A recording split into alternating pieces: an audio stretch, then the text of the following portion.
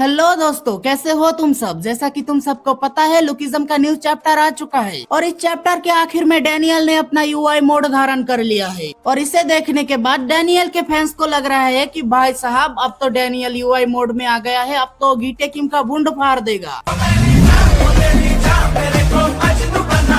पर डैनियल के फैंस शायद ये बात भूल रहा है, डैनियल वो मेन कैरेक्टर है जिससे तुम जितना उम्मीदें लगाओगे वो उतना ही ज्यादा हगेगा तुम्हारी उम्मीदों पे।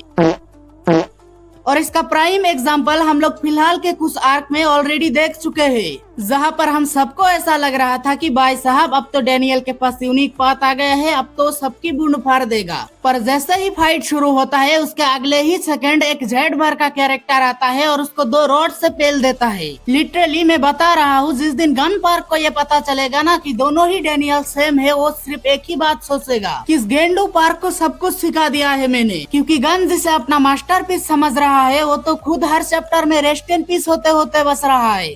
कोई हमको अस्पताल पहुंचा दो भैया, बहुत दर्द हो रहा है भैया। लिटरली मैं मजाक नहीं कर रहा हूँ, फिलहाल के जितने भी चैप्टर्स में डैनियल ने लड़ने की कोशिश किया है बेचारा हर चैप्टर में पेला गया है। पेल मचा दी रे।